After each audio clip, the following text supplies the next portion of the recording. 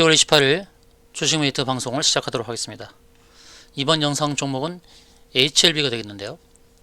HLB가 69,000원대부터 이제 43,000원대까지 단기간에 급락을 하면서 우려감을 자아내고 있는데요. 과연 이런 상황에서 우리가 어떻게 대응해야 될지, 최근에 왜 주가가 이렇게 하락을 했는지, 반등 가능성이 있는지 하나씩 점검을 해보도록 하겠습니다. 최근에 하락한 이유는 두 가지 이슈 때문입니다. 나노젠 백신 승인이 지연되는 부분하고, 또 그룹 차원에서 인수 추진하고 있는 G3BNT 유상증자 납입일이 연기된 것입니다. 자금이 없어서 납입이 연기된 건 아닙니다. 이제 G3 홀딩스가 제기한 주총 개최금지 소송, G3 홀딩스가 인수 과정에 지금 발목을 잡고 있는 상황인데, 주총을 하지 말라는 소송에 대해서 각하가 내려졌습니다. 그래서 G3BNT 인수는 정상적으로 진행될 가능성이 높다는 것이죠. 그래서 원래 납입하려고 했던 유상증자 납입일이 이제 11월 16일로 연기가 된 겁니다.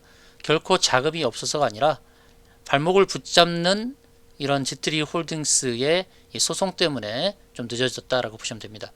자, 진영권 회장은 이런 언급을 했습니다. 가처분 소송과 관련해서 도의적 책임 있는 사람들이 공공했던 회사와 맺은 약정, 공공했던 회사는 곧 G3BNT를 말합니다.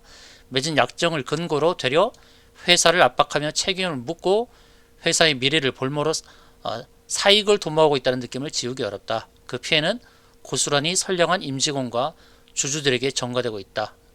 투자금이 회사의 발전에 기묘하게 사용되고 이로써 주주와 임직원들의 삶에 따뜻하게 기여하게 될 것이라 믿는다.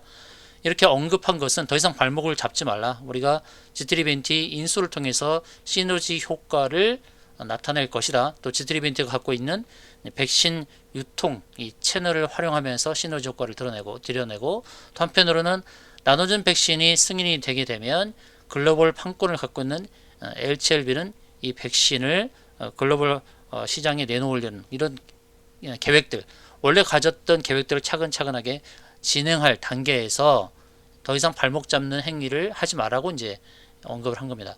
한편 이 나노젠 백신과 관련해서 베트남 총리는 해외 백신을 선택하고 국내 백신을 차별하는 사고방식을 없애달라 그러면서 승인에 대해서 좀 압박을 가하고 있습니다.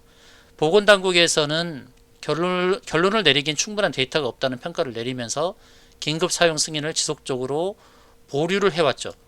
바로 보건당국에서 승인을 지연하면서 이렇게 나노젠 백신, 나노코박스 백신의 승인이 지금 지연되고 있는 것입니다.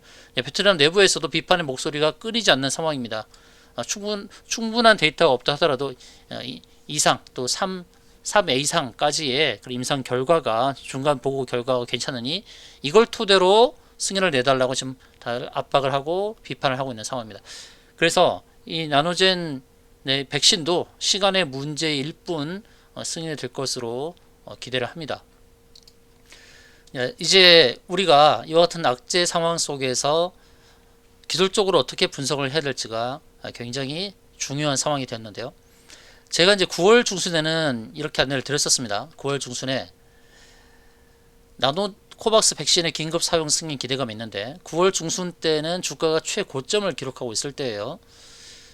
종가 기준 5일선 이탈로 급등주 패턴은 깨졌고 단기적으로는 매도 관점으로 안내를 드렸습니다. 또 주봉상에서는 뾰족 저항을 의식하기 때문에 이 저항 때문에 더 고점을 치고 가긴 어렵다라고 안내를 드렸었죠.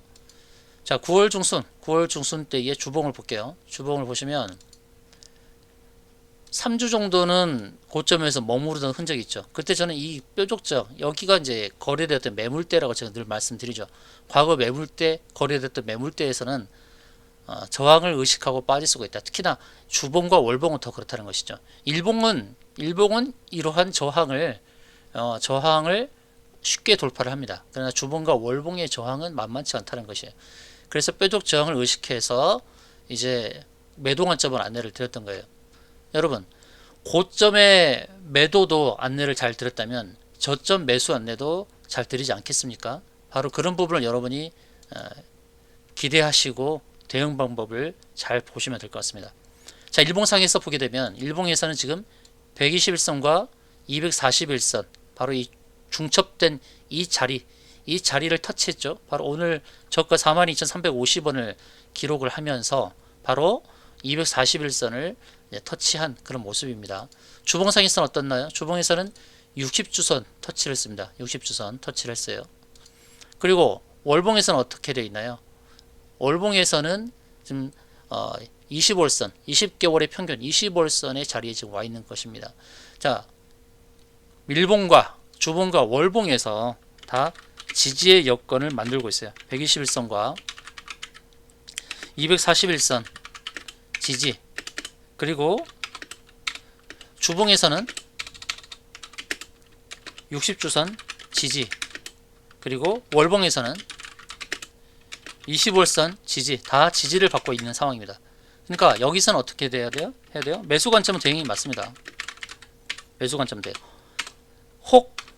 혹시 일봉상에서 보게 되면 자, 매물대, 그러니까 가장 거래가 많이 되었던 흔적이 있는 7월에서부터 8월 초까지 거래됐던 흔적이 있는 바로 그 자리의 상단 부분까지도 하락을 할 수도 있습니다. 이건 어디까지나 하락을 할 수도 있다는 것이지 반드시 하락한다는 것은 아니에요.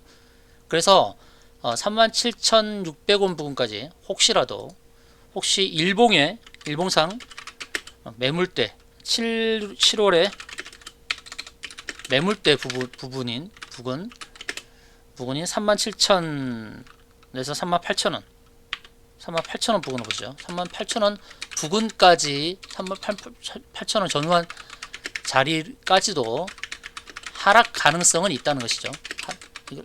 열어놓고 대응하자. 하락 가능성은 있지만 현재 자리 43,000원대는 매수 관점 대응은 맞다.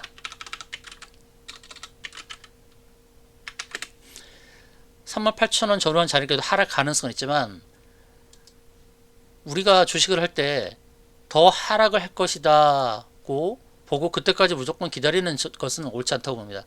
현재 보이는 지지자리를 매수를 하고 혹시 하락을 하면 추가 매수를 하면 되는 거예요. 추가 매수를 하는 거예요. 혹시라도 5만원에서 6만원대 매수하신 분들은 이제는 추가 매수 관점으로 대응하시는 것이 좋다는 판단입니다. 자, 이 주가의 흐름이 잘 안 보일 때 때로는 거꾸로 보기를 통해서 주가 흐름을 전망을 잘 할 수 있는데, 자, 이 거꾸로 본 차트입니다. 거꾸로 본 차트에서 보게 되면 121선과 241선이 저항이 될 수가 있죠. 그러면 이게 저항이 되면서 이렇게 빠질 수가 있다는 것이에요. 이렇게. 그러면 거꾸로 볼 때는 여기서는 매도 자리가 될 것이고 한편 정상적인 차트에서는 매수 자리가 되죠. 제가 안내드렸던 자리 여기 일봉에서 봤을 때 어떻게 보면 여기가 구름층 상단인데 이곳까지도 갈 수는 있다는 것이에요. 가능성은 열어놓고 대응을 하자. 그러나 현재 보이는 모습에서는 지지 가능성이 높다는 것이에요. 1차적으로 이런 자리는 매수 대응이 좋고 혹시라도 하락을 해서 이 매물대 부분까지 하락을 한다고 해도 역시 매수 관점으로 대응하는 게 좋습니다.